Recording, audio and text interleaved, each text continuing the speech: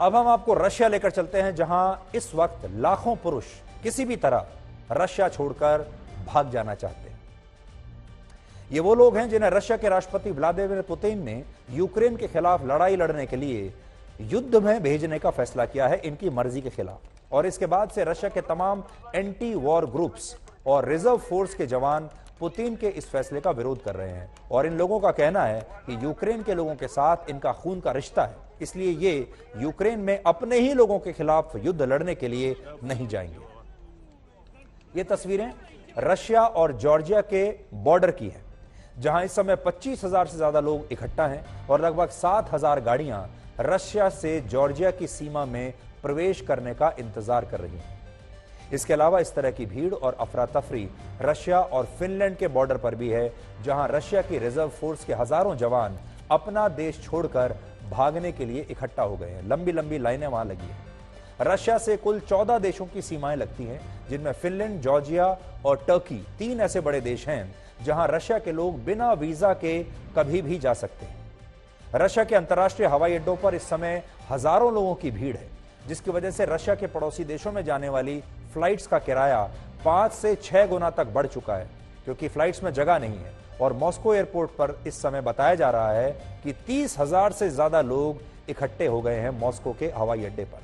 Moscow से Turkey के Istanbul, Armenia और अजरबैजान जाने वाली किसी भी फ्लाइट में अब एक भी सीट खाली नहीं बची है। एक हफ्ते पहले मॉस्को से दुबई की फ्लाइट का एक टिकट 84,000 रुपए का था, जो अब 4,20,000 रुपए का हो गया है।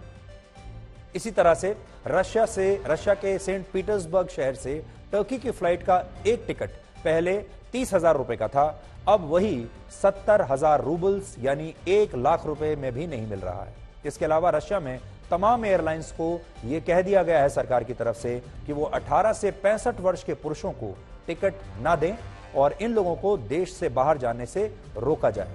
अमेरिका के एक बड़े अखबार ने कहा है कि जब से पुतिन ने अपने देश के 3 लाख पुरुषों को यूक्रेन में तैनात करने की बात कही है, तब से रशिया में गूगल पर सिर्फ 2 ही चीजों पर सबसे ज्यादा सर्च किया जा रहा है। रशिया के जो पुरुष हैं वो सबसे ज्यादा 2 चीजें ढूंढ रहे हैं गूगल पर। एक तो है हाउ टू लीव रशिया, मतलब रशिया को कैसे छोड़कर भागा जा सकता है, और दूसरा जो सर्च कर रहे हैं वो लोग वो ये है how to break your arm at home. Hindi में अगर बताएं तो ये लोग ढूंढ रहे हैं गूगल पर कि घर पर रहते हुए ही अपना हाथ या अपने हाथ की हड्डी को कैसे तोड़ें। वो इसलिए क्योंकि अगर हाथ की हड्डी को तोड़ लेंगे, कोई हड्डी टूट जाएगी, तो ये युद्ध में जाने से बच जाएंगे और ये कह पाएंगे कि मैं घायल हूं या मैं बीमार हूं, इसलिए मुझे छोड़ दिया जाए। तो रशिया में बहुत सारे लोग अपना हाथ तोड़ने के बारे में सोच रहे हैं, हड्डी तोड़ने के बारे में सोच रहे हैं, ताकि युद्ध में ना जाना पड़े। रशिया के राष्ट्रपति व्लादिमीर पुतिन ने पार्शियल मोबिलाइजेशन की घोषणा की है।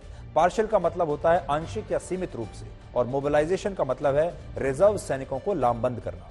सरल शब्दों में कहें तो रशिया में जो लोग सेना से रिटायर हो चुके हैं या जिन्होंने रशिया की सेना में 12 महीनों की अनिवार्य सेवा के तहत ट्रेनिंग ली है और काम किया है, ऐसे पुरुषों को यूक्रेन में युद्ध लड़ने के लिए भेजा जाएगा।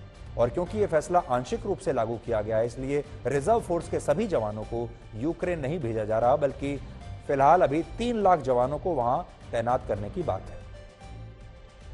रशिया के विदेश मंत्री ने कहा है कि वो 2.5 करोड़ लोगों को सैन्य सेवा के लिए लामबंद कर सकते हैं और उनके पास कुल 20 लाख ट्रेंड रिजर्व सैनिक हैं। हालांकि पुतिन के इस फैसले के खिलाफ रशिया के लगभग 38 शहरों में विरोध प्रदर्शन हो रहे हैं और अब तक वहां 1,500 से ज्यादा लोगों को या तो हिरासत में लिया जा चुका है या फिर उन पर कार्रवाई हो रही है। लेकिन रशिया की तरफ से कहा गया है कि अमेरिका और यूरोप के देश इस पूरे मामले को बढ़ा चढ़ाकर पेश कर रहे हैं, जबकि तस्वीरें हम आपको दिखा रहे हैं कैसे वहां पर विरोध चल रहा है। इस विरोध का एक कारण यह भी है कि इसी साल जब फरवरी के महीने में रशिया और यूक्रेन के बीच युद्ध शुरू हुआ, उस समय पुतिन ने रशिया के लोगों से वादा किया था कि वो रिजर्व फोर्स के जवानों और रिटायर्ड सैनिकों को युद्ध में नहीं भेजेंगे।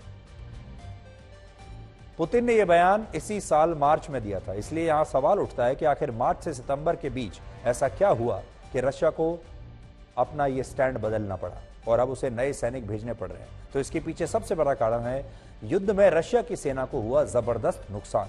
हालांकि रशिया के लोगों के विरोध को देखते हुए पुतिन ने अपने देश की संसद में एक प्रस्ताव पास करवा लिया है, जिसके तहत अगर 18 से 65 वर्ष का कोई भी रिजर्व सैनिक युद्ध में जाने से इनकार करता है तो उसे गिरफ्तार कर लिया जाएगा और उसे 10 साल जेल की सजा हो सकती है।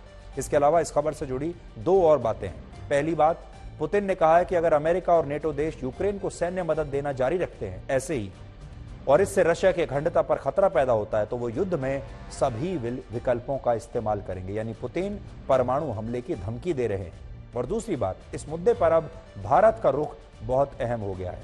आपको याद होगा, भारत के प्रधानमंत्री नरेंद्र मोदी ने जब मुलाकात की थी व्लादिमीर पुतिन से, तो उन्होंने कहा था कि ये युग युद्ध का नहीं है।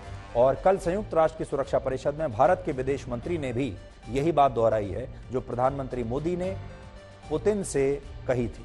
ये युग युद्ध का नहीं है बल्कि शांति का है। और हो सकता है कि इस जो स्टेटमेंट दिया था प्रधानमंत्री मोदी ने, वो उसके मायने जो हैं वो बहुत बड़े हो सकते हैं। इसका एक मायने ये भी हो सकता है कि शायद भारत यूक्रेन और रशिया के बीच शांति कराने में एक महत्वपूर्ण भूमिका निभा सकता है। हो सकता है कि प्रधानमंत्री मोदी ने ये जो बयान दिया था ये इसलिए दिया हो ताकि वो पूरी दुनिया का एक मूड सेट कर सके, ताकि दुनिया की बड़ी बड़ी शक्तियों को ये बता सकें कि वो अगर पुतिन के साथ बातचीत करें तो हो सकता है कि पुतिन इस युद्ध को रोकने पर मान जाए।